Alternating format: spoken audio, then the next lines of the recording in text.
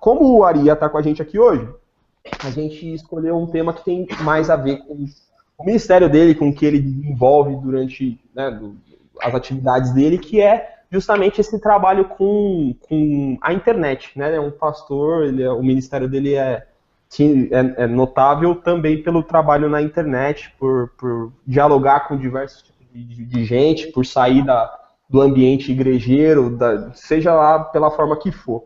E aí a gente vai conversar um pouquinho sobre isso. Se você quiser mandar sua pergunta, você manda lá pelo Facebook, beleza? Ari, só para a gente começar a entender, você trabalha com internet há quanto tempo? Como surgiu essa ideia? Foi alguma coisa natural que você trabalhasse com isso? Eu sei que faz bastante tempo, mas fala um pouquinho para a galera que não conhece ainda essa história aí. Como foi que você começou? Eu comecei a usar a internet em 97, né, nos primórdios aí da internet no Brasil, e uma das coisas que era o meu forte era salas de bate-papo, era lidar com o Mirk, o finado Mirk, né, e na época, administrando alguns canais que fizeram bastante sucesso no Brasil, eu tive também a experiência de encontrar muitos outros cristãos, e a gente começou algumas coisas que eram os primórdios dos grupos do que viria a ser as redes sociais no futuro, né. Depois eu passei pelo Orkut, e fui passando por todas essas outras tranqueiras até chegar nas mídias que a gente tem hoje. Nunca foi um planejamento da minha vida o trabalhar com internet no sentido de obter alguma coisa disso, sabe? Um planejamento assim, cara, quero ser conhecido na internet. Eu só acho que, de alguma maneira, eu tenho 37 anos. Eu me considero já uma geração de transição. Eu não sou essa geração mais nova que não consegue conceber um mundo sem celular e sem computador, mas eu fui ter contato com o computador pela primeira vez, eu tinha 37 anos, eu tinha 18 anos quando eu entrei na faculdade. Então, acontece que eu vi uma crise das pessoas que eram mais velhas que eu, de conceberem a questão da fé, da igreja, da vida em sociedade, em meio a esse desafio de lidar agora com o online. Até hoje tem gente que fica com esses papos furados, né? Que fica assim, não, você tem que se preservar no online.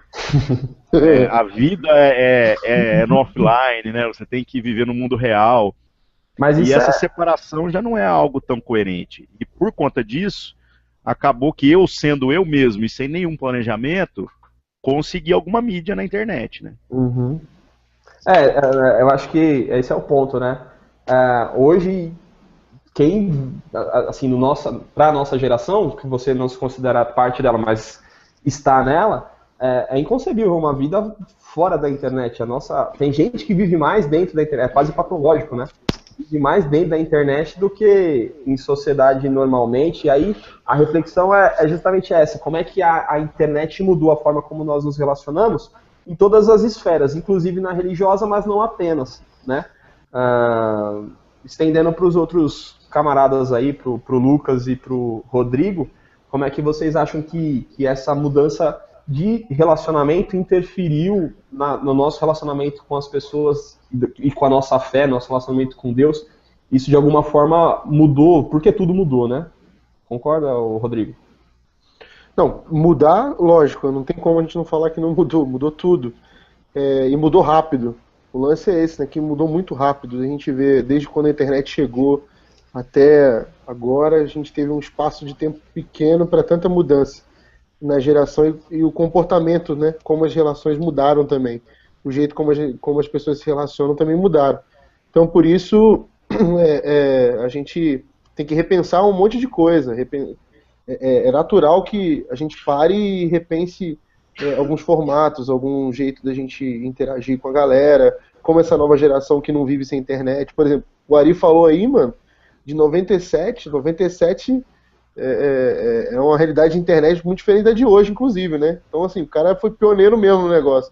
Eu lembro de 97, por exemplo, eu puxar fio da sala do telefone para conectar atrás, né? Discador IG e Best, o negócio assim demorava pra caramba pra conectar. E, ó, de domingo, que era de graça, né? Madrugada, bate-papo UOL, sensacional, funcionava direto. Né? O UOL entrava só pra ver pornô, né, velho? Bem isso. Se pingava alguma coisa. É, exatamente. Então, agora, tipo, hoje nem se compara, né? Então, assim, baixar música naquela época era uma coisa assim, você deixava, ia pro colégio e esperava, porque alguma baixar hora, uma, e que não dava no disquete. Então, não tem Mas como acho não. que essa é a treta, não é, o Lucas? A internet impôs diversas mudanças que talvez a gente tenha conseguido acompanhar de uma maneira ou de outra no ambiente de trabalho, no ambiente de estudo, mas a região ainda ela é meio ortodoxa, ela é rígida em pontos em que deveria ser flexível para se adaptar a essa nova realidade, né? Você falou assim que essa realidade que a gente vive é quase patológica. Na verdade, ela hoje já tem uma doença, o nome é monofobia, da galera que não consegue ficar sem comunicação, fica sem celular, fica em pane, parafuso. Você Na não sabe semana isso de passada. cor, né? Você puxou isso no Wikipedia, né? Você sabe essa palavra de Não, cor? Ele tá lendo, eu tô vendo que ele tá lendo. não, é monofobia. É isso mesmo. Eu trabalho com adolescentes há 4 anos, velho. Tem que saber essas coisas. Eu trabalho com adolescente desde era do Ministério Infantil, né? É, exatamente.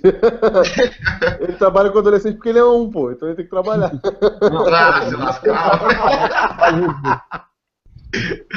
E monofobia, já existe esse medo. Na semana passada a gente citou o Bauman sobre a mudança nas relações. Eu acho que essa é a principal implicação, essa mudança nos relacionamentos, no jeito que a gente se relaciona, no tipo de relacionamento. Hoje a gente está aqui os 4, cada um em um canto, conversando, coisa que a gente não ia conseguir fazer nunca, há 20 anos atrás. Então, essa é a principal implicação. Perdão, você falou da rigidez, né, da internet. Eu acho até a internet... A rigidez da internet não. A rigidez da religião e como ela afastou as pessoas com o advento da internet. Assim, a gente tem uma galera que se afastou da igreja porque a igreja não caminhou na mesma velocidade, né? Hoje a gente tem iniciativas como a do Ari, como a nossa, né? Não nos promovendo, mas como a nossa, como outras iniciativas de trabalho com a internet que são inovadoras até de certo ponto, porque dialogam com essa galera que não se enquadra no molde da religião, digamos assim. Então, de alguma forma, a igreja demorou para acertar o passo com essa nova linguagem. Isso que eu quis. Não é absurdo, por exemplo, quando a gente vai num culto e aí você vê um aviso lá para desligar o celular, né? Uhum. Aí eu fico assim, cara, como assim desligar o celular? Isso não existe. E poderia ser um aviso para colocar o celular no silencioso, bastaria, né? Outra coisa às vezes tem umas brigas, até aqui a gente sofre disso, né? Nós estamos sem internet lá na nossa comunidade aqui.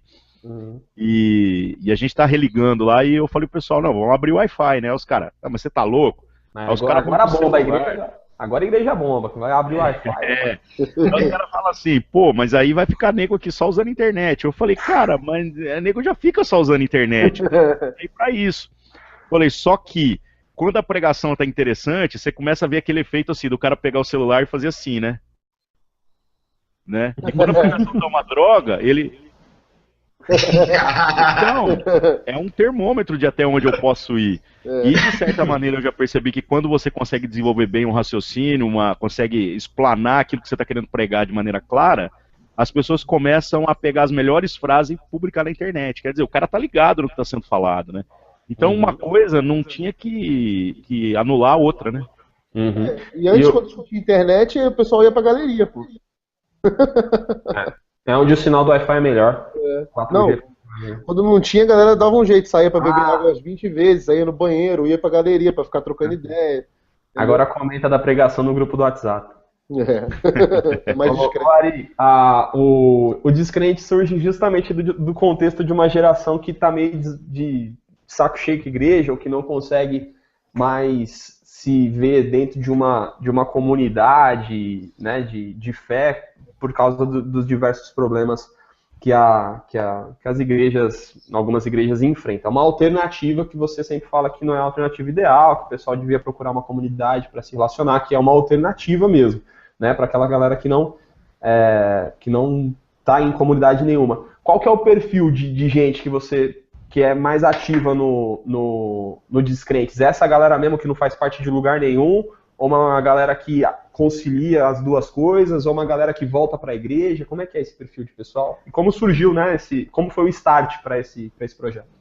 Já há alguns anos eu venho vivendo essa crise de lidar com gente que se tornou desigrejada. Essa expressão é até nova, né? Porque é a gente aceitar que existe o cara que não está fazendo parte de uma comunidade organizada, mas ele não é desviado, né? Ele não negou a fé. Uhum. Agora, eu vim ensaiando que eu queria fazer esse tipo de trabalho há vários anos já. Inclusive, eu registrei esse domínio Descrentes há 6 anos. Lá pra você ver como é que é a coisa, né? Mas aí no ano passado eu tive a ideia do formato, de como experimentalmente começar a fazer, porque também não é um formato definitivo, né? É um laboratório. Mas a minha ideia é a seguinte: se aquilo que faz com que eu não desista da igreja organizada, da vida comunitária, é exatamente a palavra que encontrou lugar na minha vida, então o meu pensamento era como que essas pessoas vão se curar para a vida comunitária se elas não receberem a palavra. Falei, então, poxa, eu preciso dar um jeito de conseguir levar essas pessoas a participarem de algo, onde a gente possa discutir Bíblia, debater Bíblia, e aonde, como a gente jogou alguns elementos dogmáticos fora, né, a liturgia do culto, toda essa parada, aí o cara pode também discordar de tudo, né? Ele não vai ser execrado ou receber a excomunhão só porque ele pensa diferente, ou porque ele é ateu, ou porque ele é espírita, ou porque ele é do Umbanda, né? Nós estamos aqui para debater. E aí, a minha surpresa foram os resultados. Muita gente que está que está sofrendo aquilo que eu gostaria que elas sofressem, que é a crise do voltar para a igreja, né? Gente que percebeu que eu viver em comunidade tem os mesmos problemas que ela tinha, só que eu não desisti, né? E então ela percebe que ela pode se curar para a vida comunitária e voltar, mesmo que nunca a vida comunitária nunca seja aquele ideal que a gente imaginava que deveria ser, né? O Fernando Silvado, que sempre participa com a gente aí, mandou uma pergunta que tem um pouco a ver com isso aí. Se essa alternativa, né, não corre o risco de se tornar um gueto. Se você quiser ir acompanhando também lá na nossa fanpage, você consegue ver as perguntas lá. E o Fernando Silvado, que é um cara que acompanha a gente aqui, perguntou se essas alternativas à igreja não corre o risco de se tornar um gueto, ou se não de fazer com que a pessoa não se sinta, ter o efeito contrário desse que você percebeu aí, da pessoa querer voltar para a comunidade, ao invés disso, se isolar e achar que acompanhar o Descrentes é o suficiente de uma maneira negativa. Bom, pode não ser o suficiente, mas de certa maneira já é melhor do que nada, né? Porque, querendo ou não, o cara às vezes chega pensando que o negócio vai ser muito fácil, mas ele é confrontado com um ensino que dói, e às vezes eu consigo na internet pegar muito mais pesado do que eu consigo pegar na minha própria comunidade onde eu pastoreio, porque lá eu tenho que pregar para todo mundo. E aqui não, aqui eu jogo a bosta no ventilador e que se dane, né? Outra coisa é que a gente trabalha com o grupo no Facebook, onde as pessoas, não sou só eu falando. Então, às vezes, eu tô vendo que tá acontecendo muito isso. Vem alguém lá e o cara compartilha uma opinião que não tem muito a ver com aquilo que é o panorama bíblico. Como tem um tanto de gente que tá lendo Bíblia ali, cara, as pessoas começam a responder umas às outras. E às vezes elas entram em debates e é muito legal ver as contradições. E eu fico só assistindo, eu nem interfiro, porque eles estão seguindo o caminho correto para chegar na resposta correta. Né? Então, não é agradável fazer parte disso. Né? E eu acho que o cara vai ver que o confronto de ideias é tão grande, mas tão grande, quando a gente é honesto intelectualmente nessa proposta, mesmo que seja uma proposta alternativa, que acaba que ele vai ver que era barato viver na vida comunitária, até porque a gente não debate muitas coisas, né? A gente mais tem uma vida social do que qualquer outra realidade. Mas eu acho que assim, um ensino forte, um ensino direcionado é o que mantém o projeto no foco, né? Não ser um fim em si mesmo.